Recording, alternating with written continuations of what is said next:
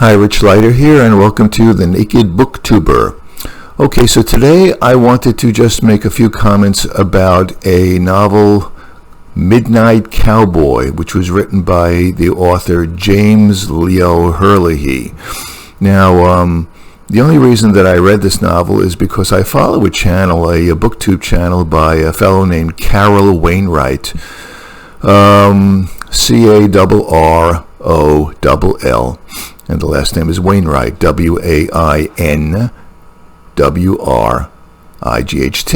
I'll leave a link below. And he just did a book review, I think it was this past Saturday, on the book, not the movie, the book Midnight Cowboy, and he gave it a rave review. He gave it an A+ rating. And so, it's high praise indeed, right? And so I was picked by his rave review. I don't think he's done many A+ reviews that I've seen, and I was curious to find out, well, what made it such a great book in his estimation. So it's a short book. I think I read Carroll's review. I listened to it on Saturday. Then I found the book for free on the internet, and I read it, and I just finished it yesterday, so that would be Saturday, Sunday. So it's a 3-day read. It's like 196 pages or something like that. So it's an easy read. It's a fast read. It's not like reading, Moby Dick or something. Anyway,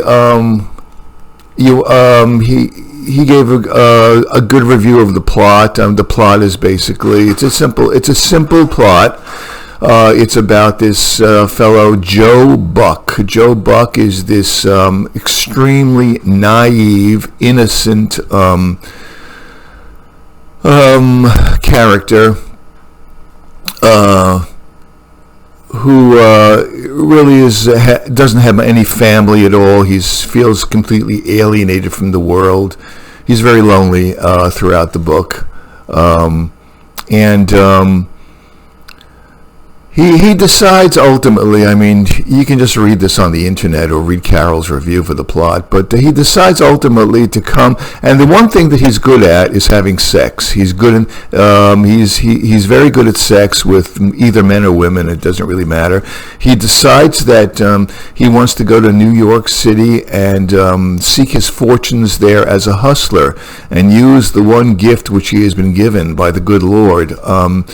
And that's what he does. And along the way, he meets a number of characters, and he gets to New York, and he meets more characters, and this is the story. It's kind of a very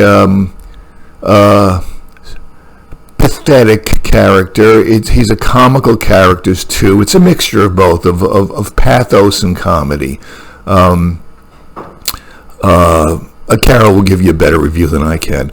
I'm more interested in telling you what I thought of this book. Excuse me.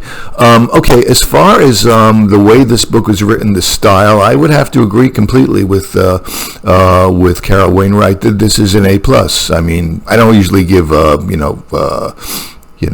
grades to books, but it's the style is really faultless. What James Leo Herlihy is shooting for, he succeeds at, I think, beautifully. He has a great command of language. He's a very, very good writer, put it that way. I know I certainly could not write the way that Herlihy writes. It's very effective, very moving writing, and technically, I agree, as I said. So here's the thing, though. I kept asking myself, especially at the beginning of this book, why is the character of Joe Buck so naive? He's not exactly, I don't know if I would call him stupid. He's not retarded. He's not stupid. He's not intellectually, I would say that he is not retarded, but excuse my political incorrectness, but I would say that he's below average in intelligence to begin with. And coupled with that, he's also incredibly naive and innocent. I had to ask myself, and it's funny because I personally lived in a single-room occupancy hotel, which is a couple of grades above a flop house. It's not a flop house. It's better than a flop house. But I lived in a single-room occupancy hotel for about 11 years when I was younger. And I met a lot of people who were stupid, who were naive. I was one of them, I never met anybody in real life who was quite as naive and innocent as this fictional character Joe Buck. He is an invention. He is a device. He is a conceit by Herlihy. And I think that Herlihy made him as innocent and as naive and lacking great intelligence for a specific reason. By having him be quite as naive as he is, it's much easier for all of the negative elements in the world, excuse me, it's much easier for all of the negative elements of this world to be attracted to him. I mean, you find a person who's very innocent and wide-eyed, well, such a person is just going to attract all of the scum of the earth quickly. And that's what Herlihy was shooting for. Herlihy has a vision of the world which is populated by crazy people, by losers, by freaks, by misfits, by manipulators, by ugly people. The world, to Herlihy, in this book anyway, is an extremely ugly place. And the fact that Joe Buck is so naive makes it all the more easy for all of these ugly elements of life to be attracted to him. You have this character, Perry. Perry is a manipulator. Perry brings naive, innocent, subpar intelligent Joe Buck to a Tex-Mex whorehouse. Everybody there is completely ugly. The madam of the house, the madam's son. All of the people that Joe Buck tries to hustle and get some money out of are crazy. And it never works out. He's such an inefficient, ineffective hustler. He can't even be a decent hustler, even though he's an extremely handsome, well-built, well-proportioned young man. In a way, with this world being populated by all of these misfits, this cold, ugly, cruel world, I was reminded of the characters of Tennessee Williams. I was reminded they're impossible characters, very fragile characters. Many of Tennessee Williams' characters, like Blanche Dubois, she's an impossible character.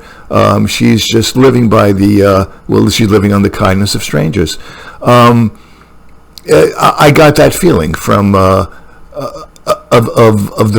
Herlihy's vision, and oddly enough, as it turns out, I didn't know this before I started reading the book. Herlihy was kind of the protege of Tennessee Williams. They hung out together. They had a very, very close relationship. They're both homosexual. And they both hung out, I think, in Key West, Florida. So it's not a surprise to me that their visions are so close. There are a couple of other books that Midnight Cowboy reminded me of. I was thinking, the first thing I thought of when I was reading about the character of Joe Buck, I thought of Miranda in Shakespeare's The Tempest. She's not quite as dumb as as Joe Buck is, but Miranda is certainly just as innocent when she says, "Oh, brave new world."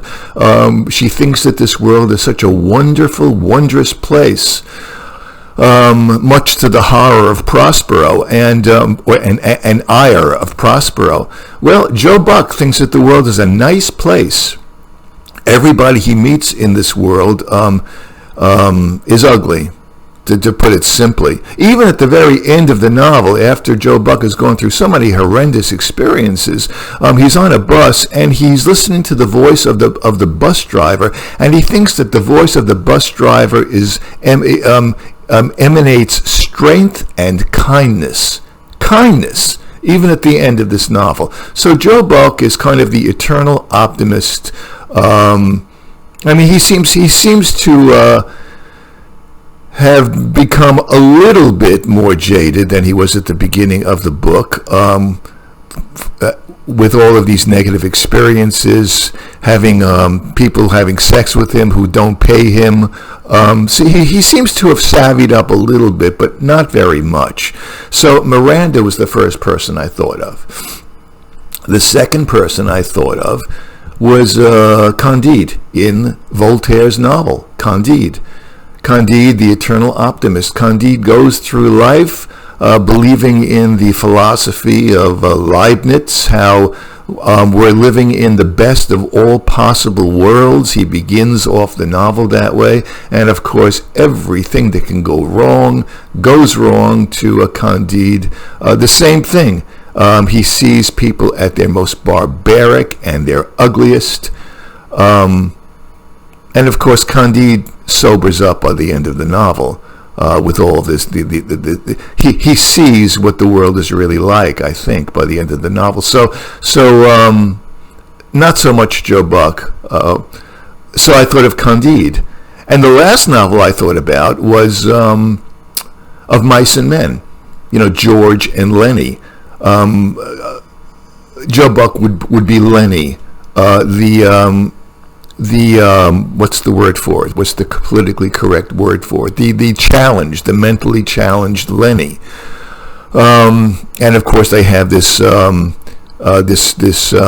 bonding, Lenny and George, just like Ratso Rizzo and Joe do. So I thought of that too. And the world presented by Steinbeck in Of Mice and Men is also a very, very cold, ugly world where you're basically just trying to survive. Also a very grim world. It's not a rosy world. It's not a world of optimism, of hope at all. Herlihy's world in Midnight Cowboy. And so I would say yes. I would agree with Carroll. This is a novel of loneliness. Joe Buck is desperately alone, lonely, and he finally, has this kind of weird relationship with Ratso Rizzo. So it is a novel of loneliness, but also in the backdrop of the craziness of life, the ugliness of life, the savagery, the brutality of life. There's that. You're never going to find a character in Midnight Cowboy who has a sane, rational, cosmic view of things. You're never going to find a character in Midnight Cowboy like Russ Brissenden in Martin Eden, a fellow who knows all about life and is not a manipulator or a crazy person, who's seen it. You won't get that in this novel. Another novel that I thought of, not as much as Candide and Of Mice and Men, but I read within the last month Vladimir Nabokov's Penin, which I have not done a book review of. But But you know something? This novel, Penin, is about a Russian emigre, somebody who had to flee Russia after the Russian Revolution, and he eventually winds up in the United States as an assistant college professor. And Penin is also about ultimately, it's about the experience of a Russian emigre, but ultimately it's the experience about somebody who can't go home again, who is kind of a foundering in the new world. It's about also kind of about the ugliness of life, about how this Penin has to struggle in this new world. He's been uprooted from his old world, and it's very hard for him in this new life. That ultimately is the takeaway I get from Penin. Of course, Nabokov does it in a completely different way than Herlihy. The style of the writing is different. It's a much more intellectual kind of writing. It's just, different kind of writing. But ultimately, I think it's pointing in the same direction as Herlihy is, as many books are. How do you survive in this crazy, brutal thing called life? But as I say, the writing in Herlihy has his own style of writing, and it really is. I really was looking for something to find fault with, and I couldn't. The writing itself is just it's great. It's great writing. It's a great contemporary novel, and also I don't read many contemporary novels. Novels from 1950 on up. I'm still stuck back in the 1900s, or I think early 1900s and before that. So it's really a very, very good contemporary novel. It's got to be at least as good as, I haven't read Catcher in the Rye in a long time, but it's got to be at least as good as Catcher in the Rye, maybe better. Is Midnight Cowboy on a par with the Martin Eden? Is it on a par with Tess of the D'Urbervilles? Is it on a par with Lolita? No, I don't think so. It's not quite at that level. I don't think it's an immortal novel that will last throughout the centuries from one generation to the next. But that doesn't mean that I'm putting it down. It's an excellent novel. It's a razor sharp novel.